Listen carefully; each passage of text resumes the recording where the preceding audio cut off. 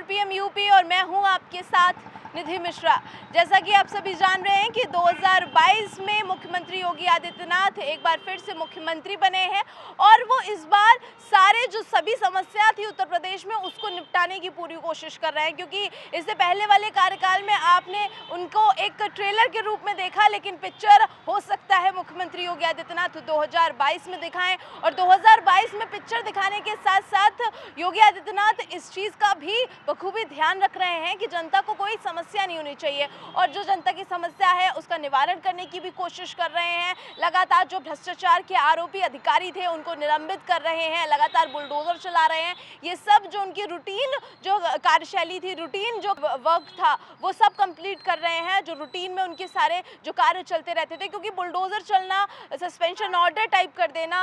लोगों को निलंबित कर देना और हाँ एक सख्त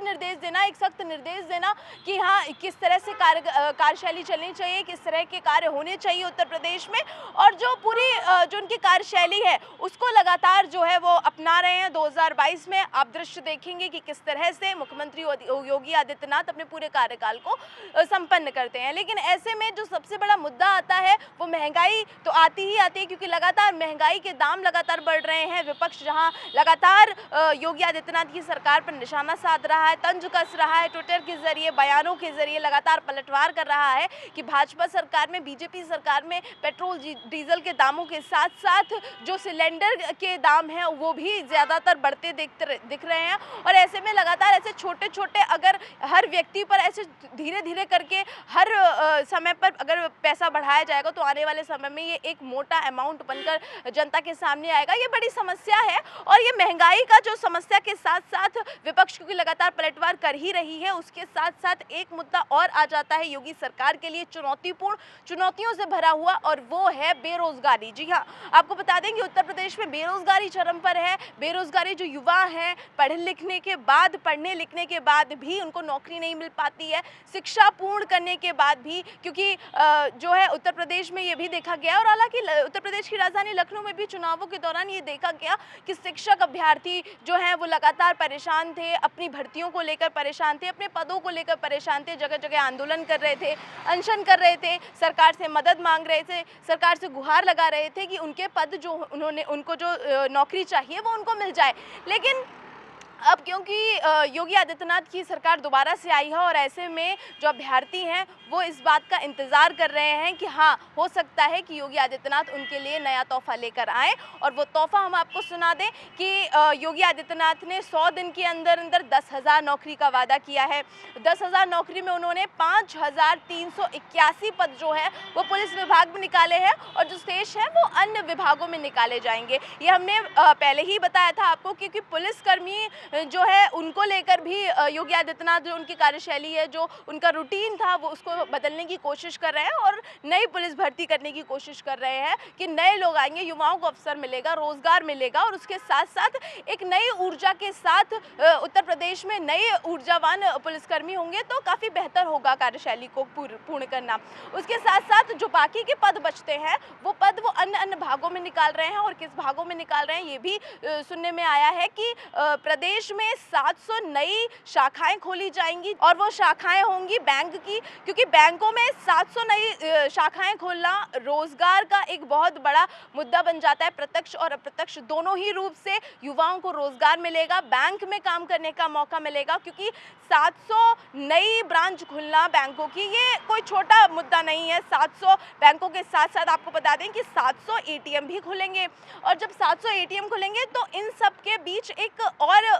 जो दिक्कत आती है, सबसे ज़्यादा समस्या आती है कि जो बैंकों की समस्या होती है कि लाइन में लगना, कहीं कैश नहीं निकल पा रहा है, तमाम तरीके की बातें सामने आती हैं, वो भी कम होगी। उसके साथ साथ जो रोज़गार है वो भी युवाओं को मिलेगा। उन्होंने योगी आदित्यनाथ ने 23,000 जो नौकरियां हैं वो इसको टारगेट में रखा हुआ है कि हाँ युवाओं को इसको करने के बाद, क्योंकि 700 नई शाखाएं खोलने के बाद बैंक की, तो युवाओं को 23,000 नौकरियां मिलेंगी, 23,000 रोजगार मिलेगा। ये बहुत बेहतर भी रहेगा, क्योंकि उत्तर प्रदेश में जिस तरह से बेरोजगारी चरम पर है उसमें बैंकों में प्रत्यक्ष और अप्रत्यक्ष दोनों ही रूप से युवा कार्य कर पाएंगे। एक जो भर्ती निकाली थी उन्होंने पुलिसकर्मियों को लेकर निकाली थी और दूसरी भर्ती जो है वो बैंकों को लेकर है,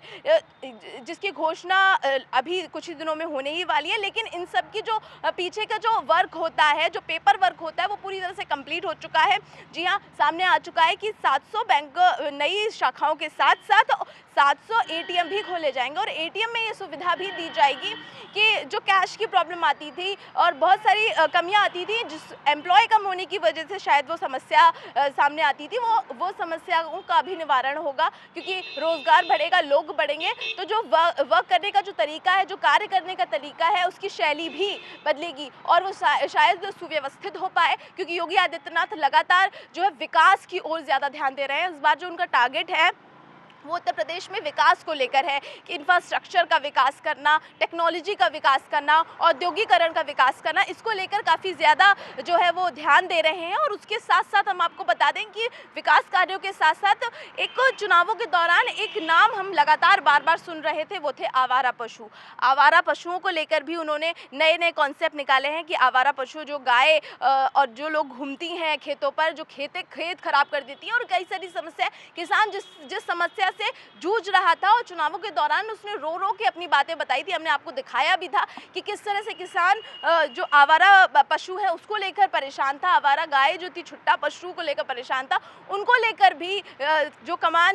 समस्या थी उसकी कमान जो है योगी आदित्यनाथ ने खुद संभालने की कोशिश की है। और उन सभी के बीच ये भी कि अगर इस समस्या का निवारण होता है तो किसानों की एक बहुत बड़ी समस्या जो है वो दूर हो जाती है। आवारा पशु क्योंकि उनके खेतों को खराब कर रहे थे, ऐसे में अगर एक तरीके का घर बनाया जाएगा, उनके लिए ये व्यवस्था की जाएगी कि हाँ जो पशु हैं वो यहाँ रहेंगे, उनकी देखभाल यहाँ करी जाएगी, उनको खाना पीना सब कुछ वहाँ दिया जाएगा, जो कि सरकारी योजनाओं के अंतर्गत आएगा, ये बहुत बड़ी समस्या का निवारण होगा। उसी के साथ साथ योगी आदित्यनाथ लगातार जो अपनी कार्यशैली है उसको भी आगे बढ़ा रहे हैं। इस बार बड़े ही सख्त कार्रवाई कर रहे हैं, बड़ी मजबूती के साथ उत्तर प्रदेश की सरकार को चलाने की कोशिश। और उन सभी के बीच हम आपको बता दें कि ये जो समस्या लगातार देखने को मिल रही है वो उसका निवारण करने की कोशिश। और इस समय पर हम आपको बता दें कि जो विपक्षी दल है, जैसे अखिलेश यादव की अगर बात करें तो वो लगातार